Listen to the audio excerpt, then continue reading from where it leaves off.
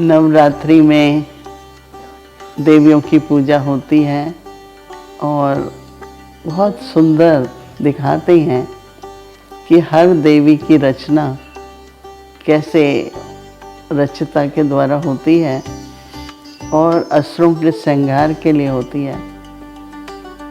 तो एक एक देवी का अगर हम वर्णन करें तो पहले हमने शुरू किया दुर्गा की पूजा से। तो दुर्गा में जो शक्ति है, जो माँ का रूप है, तो कितना उन्होंने असुरों का संहार करने के अर्थ और शेर पर सवारी दिखाते हैं, तो कितनी निर्भयता उनमें है। तो इसलिए हर देवी का जो गुण है, जो शक्ति है, उसका हम वर्णन सुनते हैं, फिर कई वर्णन करते हैं, पर हमें अपने जीवन में उस शक्ति और दिव्यता को अपने में धारण करना है। फिर उसके बाद पार्वती की पूजा होती है।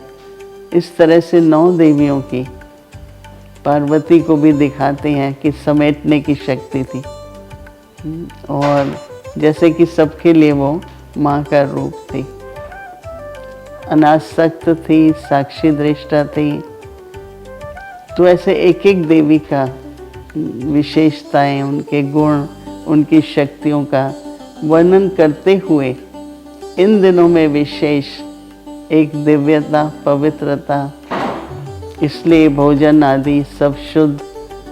और उसके साथ साथ क्योंकि जो भोजन हम प्रसाद के रूप में या भोग लगाते हैं जिन चीज़ों का, वो सब सात्विक होती हैं। तो सिर्फ हम मूर्तियों के लिए तो सात्विक भोजन नहीं बनाएंगे, पर हम सभी को भी अपने जीवन में अटेंशन दे करके इन दिनों में सात्विक भोजन स्वीकार करना चाहिए। और अपना कुछ नियम, प्रातःकाल उठने का, दिन में देखो कि अपनी दिव्यता, अपनी शक्तियाँ काम कर रही हैं कि नहीं, गुणों की धारणा पर अटेंशन।